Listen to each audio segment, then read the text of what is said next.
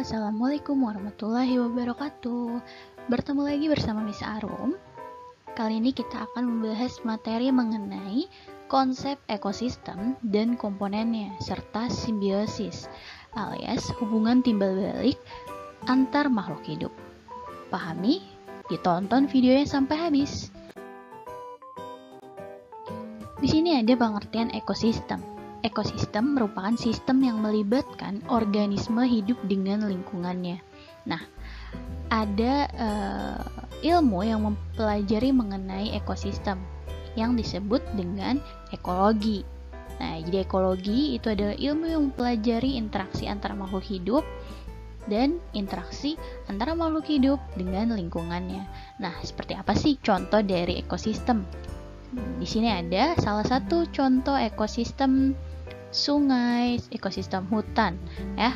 Sini kalian bisa lihat gambarnya.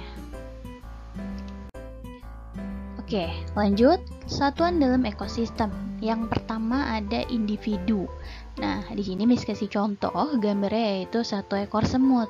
Nah, satu ekor semut ini bisa dikategorikan sebagai individu semut, gitu ya. Lalu ada populasi. Nah, populasi di sini bisa dilihat gambarnya, ini banyak sekali individu-individu semut yang ada di sini atau banyak sekali ekor semut, ya. Nah, ini yang disebut dengan populasi, kumpulan dari individu-individu. Lalu, di sini ada komunitas. Nah, komunitas ini terdiri dari beberapa populasi, gitu. Jadi di sini ada populasi bunga matahari dengan populasi burung yang bergabung di dalam satu lingkungan yang sama, makanya dia disebut dengan komunitas. Lalu ada habitat. Habitat ini merupakan tempat tinggal, jadi sama saja dengan tempat tinggal. Miss kasih contoh di sini, tempat tinggal dari kera itu ada di atas pohon, gitu. Lalu di sini ada ekosistem yang nanti akan kita bahas lebih lanjut, atau mengenai lingkungan ya, sama saja. Nah, ekosistem ini di sini ada contoh ekosistem dari sungai. Nah, ekosistem sungai ini meliputi individu, terus meliputi populasi, juga bisa ya. Terus ada habitatnya yaitu di sungai. Nah, kalau biosfer ini adalah terdiri dari seluruh ekosistem. Artinya biosfer ini sama dengan satu bumi kita ini. Itu disebut biosfer. Oke? Nah, ekosistem itu dibagi menjadi dua komponen. Nah, komponen yang pertama adalah komponen biotik. Komponen biotik itu berarti bisa kita kategorikan sebagai yang hidup atau makhluk hidup. Nah, pertama itu terdapat yang namanya produsen. Produsen ini merupakan semua makhluk hidup atau organisme yang dapat menciptakan makanan sendiri atau dapat membuat makanannya sendiri. Bisa kita kenal dengan autotrof, ya. Nah, contohnya ada apa? Ada segala jenis tumbuhan yang bisa menghasilkan atau membuat atau ada yang namanya proses fotosintesis. Itu. Lalu, berdasarkan jenis makanannya, produsen ini dikelompokkan menjadi 3 bagian. Yang pertama ada herbivora. Nah, herbivora ini adalah pemakan tumbuh-tumbuhan, ya. Nah, contohnya apa? Hewan atau makhluk hidup atau organismenya. Itu ada kambing, ada sapi, dan masih banyak lagi hewan-hewan lain yang termasuk ke dalam kelompok herbivora. Lalu yang kedua ada karnivora. Karnivora ini adalah pemakan daging. Nah, tahu ya hewan-hewan yang biasanya pemakan daging itu apa? Harimau, macan, burung elang, masih banyak lagi. Dan yang ketiga ada omnivora. Nah, omnivora ini adalah pemakan segala jenis makanan. Nah, itu contohnya kalau di sini hewan ada kera, ada monyet, dan juga ada angsa. Kita lanjut ke bagian yang kedua. Setelah produsen, itu ada yang namanya konsumen. Nah, konsumen ini adalah makhluk hidup yang tidak bisa menciptakan makanan sendiri. alias heterotrof. Kalau tadi autotrof itu bisa membuat makanan sendiri, kalau heterotrof itu tidak dapat menciptakan atau membuat makanannya sendiri. Ya, bisa dipahami ya. Nah, contohnya misalnya di sini Miss kasih ada hewan atau juga manusia gitu. Lalu yang ketiga ada yang namanya pengurai. Pengurai, dekomposer, terus detritivor itu sama. Nah, pengurai atau dekomposer ini artinya organisme yang berfungsi menguraikan bahan organik dari organisme mati. Jadi kalau misalnya tidak ada pengurai, itu nanti biasanya banyak sampah-sampah organik atau sampah-sampah dari organisme yang mati itu menumpuk karena tidak ada yang menguraikan. Nah, siapa nih yang bertugas menguraikan? Biasanya ada si cacing, terus juga biasanya ada bakteri, ada lagi jamur, dan masih banyak lagi pengurai atau dekomposer. Ya, dia ini sifatnya penting, dan pengurai ini ada di mana-mana. Bahkan di seluruh sudut penjuru bumi, itu sudah pasti ada pengurai. Oke, bisa dipahami ya? Lalu ada komponen yang kedua, yaitu komponen abiotik. A itu berarti artinya tidak, biotik tadi adalah hidup. Berarti ini termasuk komponen yang tidak hidup, ya.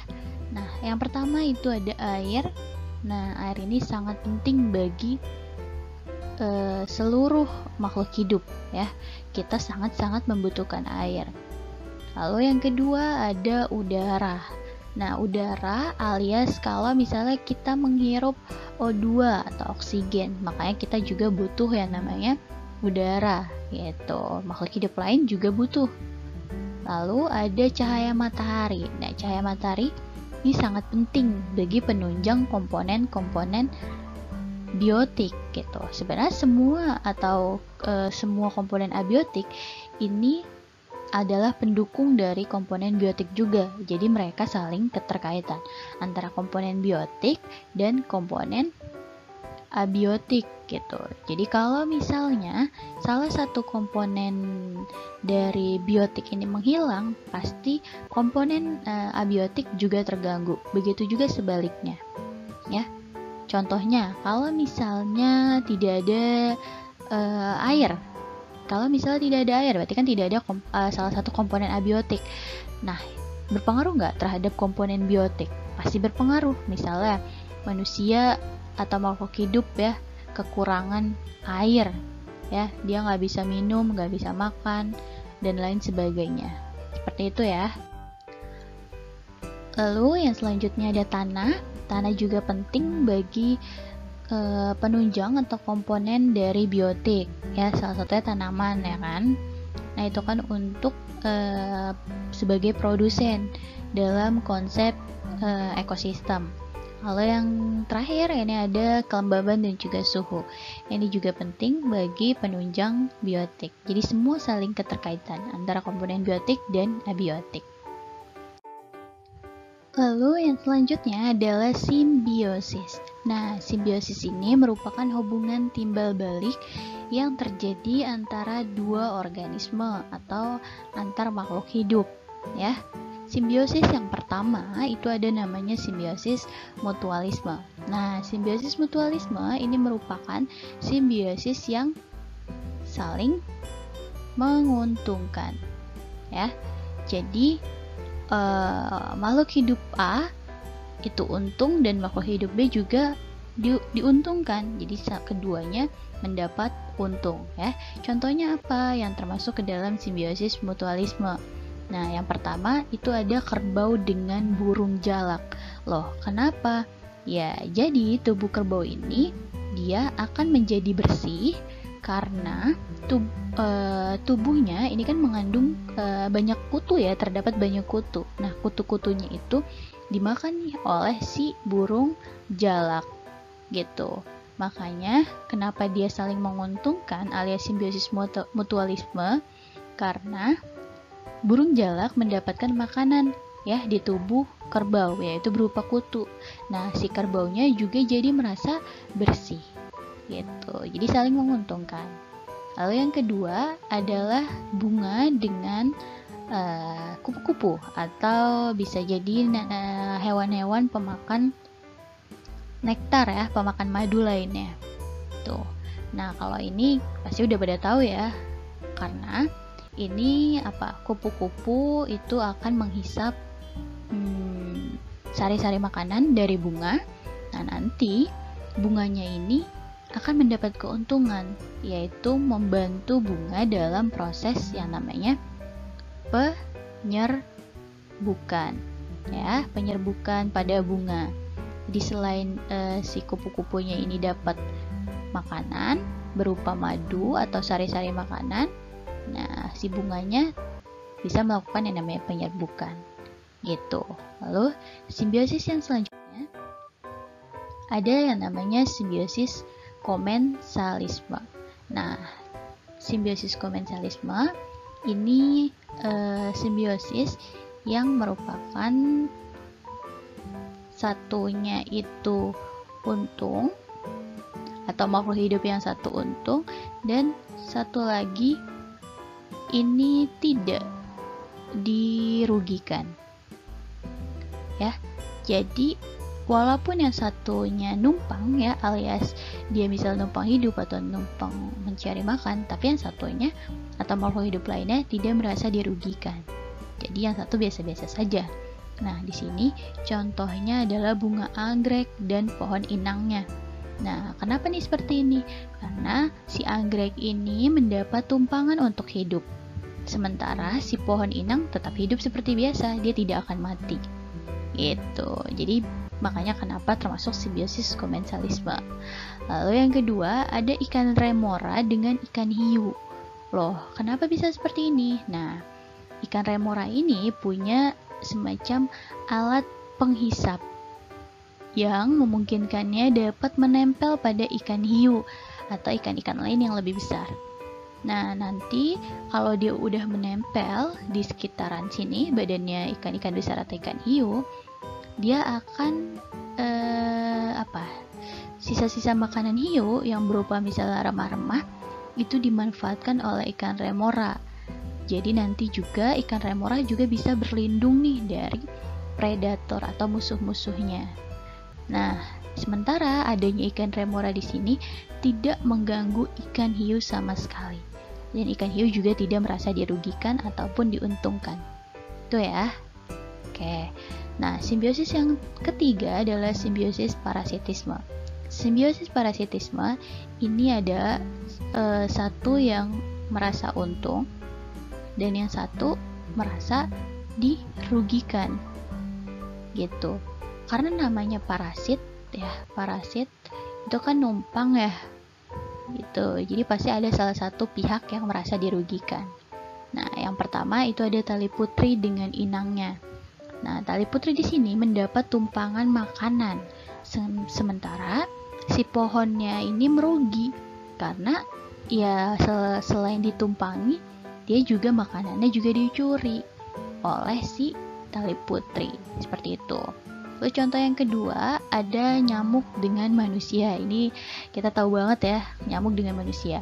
Nyamuk menghisap darah yang ada pada tubuh manusia. Nyamuk mendapatkan makanan, tapi manusia merasa dirugikan karena itu bisa juga misalnya nanti menyebabkan demam berdarah kalau misalnya ini si nyamuk yang membawa penyakit malaria, atau bisa gatal-gatal, bentol-bentol. Nah, ini kan berarti tidak yang satu untung, yang satu rugi.